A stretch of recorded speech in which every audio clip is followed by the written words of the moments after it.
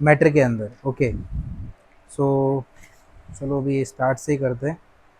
Chapter कैसा लगा वैसे ये आपको पढ़ के? अब तक कितना करवाया?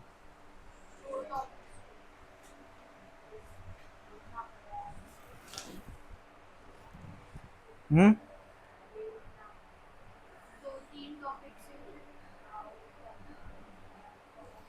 अरे वो हमारे एक्सपेरिमेंट के सब सामान घनसोली में पड़े हैं क्या? आने दो, मैं अभी थोड़ा एक दो करके दिखाता था बट इसमें है ही नहीं अभी। ओके, सो इसमें क्या लिया है? अभी ये स्टार्टिंग में तो इंट्रोडक्शन है, एटम के बारे में बताया है। सो यहाँ देखो कुछ थेरीज है जो कि मैंने ऑलरेडी आपको बताया है। एटम क्या करता है? एटम अगर लूज करेगा इलेक्ट्रॉन, चैप्टर का नाम बाद में लिख देंगे। एटम क्या करता है? अगर ये लूज करेगा इलेक्ट्रॉन तो क्या होगा? इलेक्ट्रॉन का लॉस होगा तो क्या होगा? इलेक्ट्रॉन गेन करेगा तो क्या होगा? ये बताओ मुझे। इसमें लिखा हुआ है कि एटम अगर इलेक्ट्रॉन लॉस करेगा और इलेक्ट्रॉन गेन करेगा तो क्या होता है, क्या बनते हैं इसमें? हाँ वैलेंसी, हाँ वही। कौन से टाइप की वैलेंसी बनेगी वो बताओ मुझे। Atom, when atom lose an electron it will create positive ion which is known as cation. ठीक है, पॉजिटिव आयन को कैटायन बोला जाता है, कैटायन। ठीक है, जैसे मान लो ये एक एटम है सोडियम, इसने क्या किया, Na प्लस वैलेंसी क्रिएट की और इसमें से एक इलेक्ट्रॉन लॉस हो गया। तो ये जो Na प्लस वाला जो चार्ज है इसको बोलते हैं कैटायन। क्या बोलते हैं इसको? कैटायन। कैटायन मतलब पॉजिटिवली चार्ज आयन।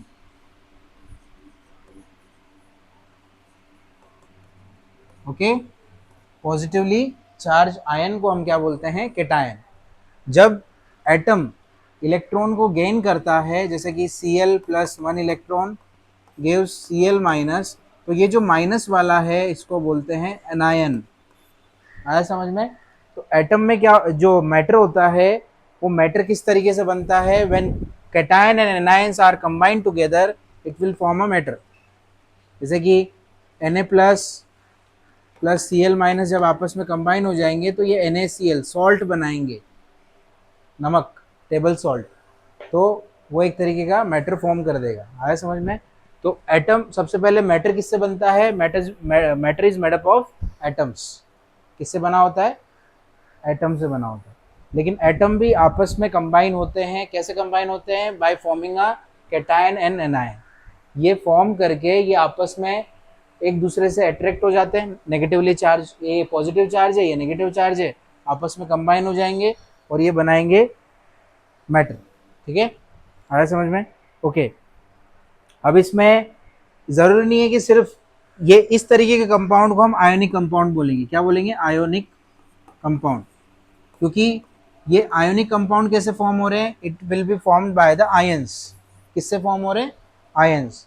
तो इस तरीके के जो मैटर है उनको बोला जाता है आयोनिक कंपाउंड। आया समझ में?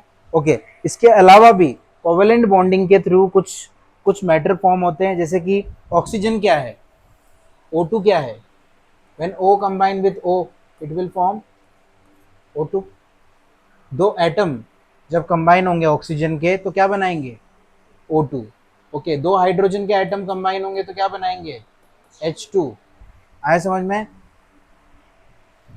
तो ये जो H2 है, O2 है, these are also the example of matter. इनको भी मैटर बोला जा सकता है। ठीक है,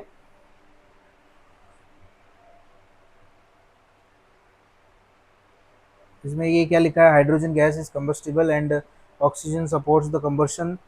ये एग्जाम में क्वेश्चन आता है, इंपॉर्टेंट क्वेश्चन है कि hydrogen is combustible but it does not support combustion. इसका मीनिंग पता है आपको? Hydrogen is combustible but it does not support combustion. बताओगे इसका मीनिंग? मैंने दो बार चिल्ला चिल्ला के बोला है। Hydrogen is combustible but it does not support combustion. Why? Hydrogen खुद कंबस्टिबल है, जल जाती है, लेकिन वो कंबर्शन को सपोर्ट नहीं करती है। इसका आंसर क्या लिखोगे? या ये आंसर ही है पर इसका मीनिंग बताओ, इसका मीनिंग क्या है? हाइड्रोजन खुद जल जाता है, बट वो कब जलता है, जब ऑक्सीजन की प्रेजेंस होगी तो। बट हाइड्रोजन के प्रेजेंस में कोई चीज को जलाया नहीं जा सकता। समझ में आ रहा है मैं क्या बोल रहा हूँ? हाइड्रोजन खुद जल जाता है but in presence of oxygen, but hydrogen की प्रेजेंस में किसी चीज को नहीं जला सकते। आए समझ में? इसका मीनिंग ये है। Okay, so okay, the water neither burn nor help in the burning. Okay, ना तो वो खुद जलता है पानी, ना वो बर्निंग को हेल्प करता है। हाँ सॉरी, क्या लिखा है? हाँ, बर्निंग को हेल्प करता है। Okay, it extinguished fire. However, it found that the mass of the water formed equal to the sum of the mass of the hydrogen and oxygen that combines to form it. Okay, बाकी आगे तो physical और chemical changes के बारे में कुछ बताया है, तो इसमें आपको ये भी देखना पड़ेगा कि जो फिजिकल और केमिकल चेंजेस है वो कैसे होते हैं, वो हमें देखना है। ठीक है, सो वाटर कैसे बनता है, पानी कैसे बनता है? when hydrogen H2 plus O2 combine together it will form H2O, water बना लेते हैं इससे। ओके, अब मुझे एक बात बताओ कि आपने सुना होगा कि जो बाइक वगैरह है, बाइक हो गई, स्कूटी हो गई, क्या वो पानी से चलाई जा सकती है? बन सकती है क्या ऐसी स्कूटी जो पानी से बन सकती है? बन सकती है, बन भी गई है। हाइड्रोजन कार्स बन गई है, पानी से चलाने वाली कार्स, जिनकी रेंज 500 किलोमीटर हो सकती है, पानी से चलेगी। लेकिन एक एक उसमें टर्म्स है, मतलब उसमें एक ही कंडीशन है, तभी वो पानी से चलेगी, उसमें से ऑक्सीजन को हटाना पड़ेगा, तभी जाके वो पानी से चलेगी। मतलब हमें this is a fuel, this is a form of fuel. Hydrogen क्या होता है? एक फ्यूल गैस है, पता है आपको? Hydrogen is also known as fuel gas, उसका नाम ही फ्यूल गैस है हाइड्रोजन का। सो हाइड्रोजन की इफिशियंसी इतनी ज़्यादा है कि एक सिलेंडर भरा अगर हाइड्रोजन से, तो वो ऑलमोस्ट 500 से 1000 किलोमीटर एक कार को चला सकता है। एक बाटला 500 किलोमीटर, एक बाटले में 500 किलोमीटर जा सकता है इंसान, जैसे सीएनजी भराते हैं ना हम, वैसे। तो इसके लिए प्लेटिनम, मतलब प्लेटिनम यूज करके इन दोनों को डिवाइड करना पड़ेगा, ताकि एक सिलेंडर उसमें जो रहे वो फिल हो जाए, उससे पानी पानी से ये कन्वर्जन होगा, इसमें रिवर्स रिएक्शन होगा पानी का, तो हाइड्रोजन में कन्वर्ट होगा एंड देन वो हाइड्रोजन फ्यूल के फॉर्म में काम करेगी, तब जाके वो कार चलाई जा सकती है, जो कि बन चुकी है। लेकिन उसमें बहुत सारा प्लेटिनम लगता है, जो प्लेटिनम है बहुत महंगा, आपने देखा होगा गोल्ड से भी महंगा आता है प्लेटिनम। तो अगर इस तरीके की कोई मतलब मशीन या कार भी आया तो वो महंगा आएगा, थोड़ा सा एक्सपेंसिव। ठीक है, आया समझ में? सो ये एक एग्जांपल मैंने बता दिया आपको। ओके, इसमें कुछ एक्टिविटीज आपको दी गई है। Activity number 1, let us investigate a physical changes. अब फिजिकल चेंजेस में क्या क्या आता है, जैसे एक एक्टिविटी आपको इसमें दी गई है, place a clean and dry 100 ml beaker on the digital weight balance. Weight balance के ऊपर आपने ये 100 ml का एक बीकर लिया है। Set a balance reading up to the zero by pressing the tare और रीसेट बटन। एक बटन होता है जो एक मशीन आती है ना, जिसपे हम बैलेंस करते हैं या सपोज वेट करते हैं उस पर, तो एक वेइंग मशीन आती है छोटी सी ऐसा, तो उसके ऊपर कोई भी चीज़, अभी ये मशीन मोस्टली वो यूज़ करते हैं जिम वाले, अपना कैलोरीज वो करने के लिए, कितना खाना है ये सब। तो ओके, इसके आगे देखो, pour about 50 ml of water into the beaker. खाली बीकर लेना है, उसको रखना है उस वेइंग मशीन के ऊपर, फिर जीरो रीडिंग करनी है, और फिर उसके अंदर क्या डालना है, उस बीकर के अंदर 50 ml पानी। ठीक है, तो क्या होगा आगे देखो, add spatula full of common salt to the water containing in the beaker. The reading on the weighing balance, reading क्या आएगी वेइंग बैलेंस पे, swill until the added salt water dissolve and record that observation। so क्या observe करेंगे, इसमें क्या होगा बताओ? ये दो डायग्राम आपको दे रखे हैं। फर्स्ट डायग्राम में लिखा है beaker containing undissolved salt in the water, okay, and उसके बाद लिखा है beaker containing dissolve salt in the water. और जो डिजिटल बैलेंस पे रीडिंग लिखी गई है, उन दोनों की रीडिंग मुझे बताओ क्या लिखा गया है। डिजिटल बैलेंस में एक रीडिंग लिखी गई है, देखो ध्यान से देखो, 55 दोनों में।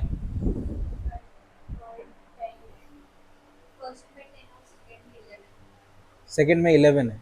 ओके, क्या हुआ उससे, क्या डिफरेंस आया? एक गेन हुआ, क्यों? सॉल्ट को डिजोल्व करने के बाद वो गेन हो गया है, एक 1 मिलीग्राम समथिंग गेन हुआ, क्यों?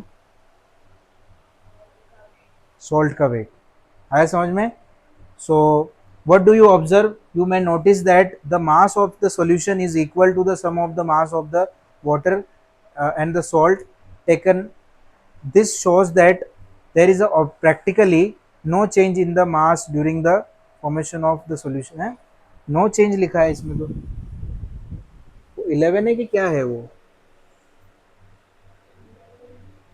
11 ही लिखा है ना? Okay, mass during the formation of solution, which is the physical change. This is true for all the physical changes. You can repeat the above activity by weighing a piece of paper before and after tearing into the pieces, and observe observe whether its mass changes और not. तो इसमें तो changes दिख रहा है क्योंकि weighing machine में थोड़ा सा मासेस में चेंज आया है because of addition of water. आया समझ में? सो इस टाइप के जो चेंजेस है उसको बोलते हैं हम फिजिकल चेंजेस। फिजिकल चेंजेस का मतलब है कि अगर उसमें मास में चेंज आ रहा है, आया समझ में? फिजिकल चेंज का मतलब क्या? अगर मास में चेंज आ रहा है तो फिर उसको बोलेंगे physical change. Clear? Okay, next क्या है? Let us investigate a chemical change. अगर एक विनेगर, आपने सोडा देखा है कभी? सोडा पिया भी होगा आपने, सोडा पिया है? ओके, कौन सा वाला सोडा पिया है? मतलब ये अपना कोल्ड ड्रिंक वाला या नॉर्मल घर पे लाके वो लेमन वाला? दोनों। ओके, क्या होता है उसमें जब सोडा में नमक डालते हैं तो? या सपोज, हाँ क्या होता है? ओके, इसमें एक रिएक्शन में लिख के बताता हूँ। आप देखो, इसमें लिखा है विनेगर। मैं अभी करके दिखा देता लेकिन हमारे पास वो अभी टब नहीं है। और बेकिंग सोडा इसमें हमने ऐड किया है, ठीक है? सो बेकिंग सोडा का फॉर्मूला क्या होता है? NaHCO3, सोडियम बाइकार्बोनेट या सोडियम हाइड्रोजन कार्बोनेट होता है बेकिंग सोडा का फॉर्मूला, ठीक है? विनेगर में होता है CH3COOH, इस फॉर्मूला फॉर विनेगर। इसमें ये डाइल्यूट होता है। ओके, डाइल्यूट मतलब इसमें बहुत सारे अमाउंट में पानी होता है इसके अंदर। It is a form of acetic acid, ये एसिटिक एसिड है, विनेगर के अंदर होती है। तो जो कार्बन वाली एसिड्स होती है जिनको ऑर्गेनिक एसिड बोलते हैं उनको हम खा सकते हैं। आया समझ में? अब आप सोच रहे हो एसिड खाते हैं हम, नहीं खाते हो। टमाटर से लेके सब में एसिड होता है, सिट्रिक एसिड से लेके malic acid, tartaric acid, adipic acid, ये सब हम खाते हैं। आया समझ में? सो ये विनेगर जो है एसिटिक एसिड होता है इसमें। जब इसमें हम NaHCO3 डालेंगे, जैसे कि आप एक एग्जांपल, एक काम करना, टमाटर लेना और उसके ऊपर भी अगर आपने ये डाला सोडा, या लेमन लेना, लेमन के ऊपर सोडा डाल के देखो क्या होता है। वो नॉर्मल वाला सोडा, बेकिंग सोडा, गैस निकलेगी उसमें, झाग निकलेंगे। क्यों? क्योंकि ये रिएक्शन होगा। कैसे होगा? देखो, इसमें पहले चार्जेस में कन्वर्ट कर दो। ये Na प्लस हो गया, ये HCO3 माइनस हो गया।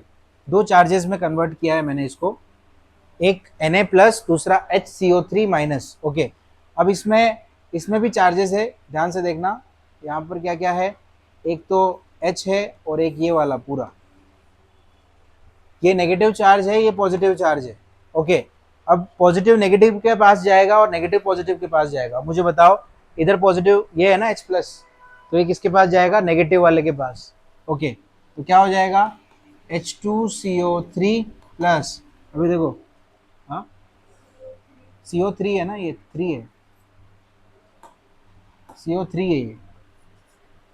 ओके, दूसरा कौन सा है? CH3COONA, CH3COONA। तो यहाँ आंसर क्या लिखा है?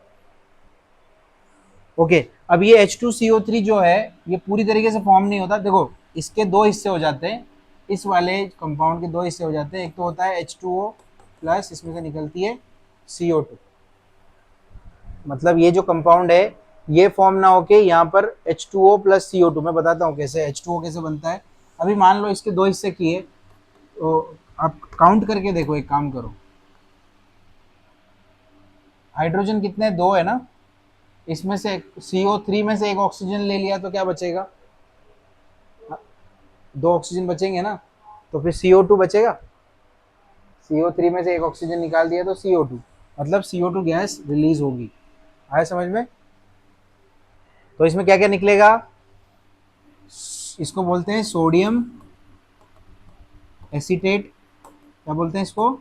Sodium acetate. इसमें से वाटर निकलेगा और इसमें से कार्बन डाइऑक्साइड।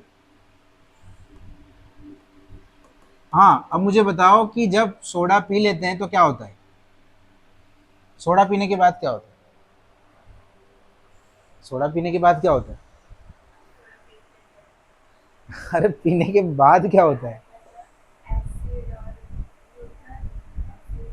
नहीं, आपके साथ क्या होता है? हाँ, वही तो पूछ रहा हूँ ना कि क्या होता है। ये इसकी वजह से आती है, CO2 रिलीज होती है वो टाइम पे। रिएक्शन होते ही CO2 गैस बाहर निकलती है। आया समझ में? नॉर्मल डायरेक्ट सोडा कभी पिया है? ये वाला बेकिंग सोडा डायरेक्ट? क्यों? आपने पिया है, लेकिन उससे वो डकार आया क्या? हाँ, वो एक्चुअली क्यों आया, क्या रीजन है उसका? नहीं नहीं, हमने तो विनेगर नहीं लिया ना इस बार। तो हमारे पेट के अंदर जो एसिड है उसके साथ रिएक्ट करेगा फिर ये। HCl है ना हमारे पेट के अंदर, वो भी हाईली कॉन्सेंट्रेटेड एसिड है, जिससे हाथ जल जाएगा, ऐसा वाला 1% कॉन्सेंट्रेटेड। हाँ, तो इतना स्ट्रांग है हमारा, अंदर की आंतें बहुत स्ट्रांग है, सच में बता रहा हूँ। हाईली कॉन्सेंट्रेटेड एसिड है हमारे पेट के अंदर, 1% कॉन्सेंट्रेटेड HCl है। तो कॉन्सेंट्रेटेड HCl जब इसके साथ रिएक्ट करेगा तो उसका भी रिएक्शन यही आएगा। देखो NaHCO3। ओके, क्या मिलेगा इससे? ये देखो NaCl मिल रहा है, NaCl again H2O plus CO2। मतलब ये NaCl प्लस H2O क्या हो गया? ये न्यूट्रलाइज हो गया, salt plus water, neutralisation reaction हो गया।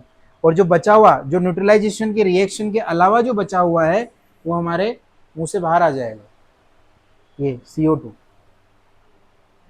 डकार के फॉर्म में CO2 बाहर आता है। आया समझ में? तो जब सोडा हम पीते हैं इसलिए पीते हैं सोडा, यही रीजन है। ठीक है, ओके। जो अदर सब्सटेंस है, अदर सब्सटेंस में आप चाहो तो ये लिख सकते हो, आपकी बुक में लिखा हुआ नहीं है, आपको नीचे अगर मेंशन करना है तो मेंशन कर सकते हो। क्या क्या रहेगा? Salt and water. क्या क्या रहेगा अदर सब्सटेंस में? Salt plus water. और तीसरा वाला तो लिखा हुआ है इसमें ऑलरेडी, कार्बन डाइऑक्साइड। ठीक है, ओके। अब एक एक्सपेरिमेंट किया गया है,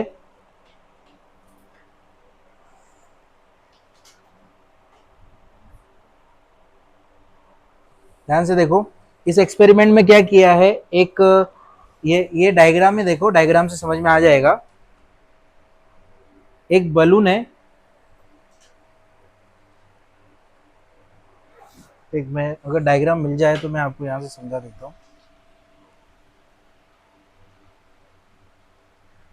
नहीं ले रहा। ओके, एक बीकर लिया हुआ है, दिखा आपको, उसके साइड में बलून रखा हुआ है, देखो ग्रीन कलर का बलून रखा है। ओके, अब इसमें अब क्या क्या है बलून के अंदर? बलून के अंदर क्या है? Balloon containing the baking soda.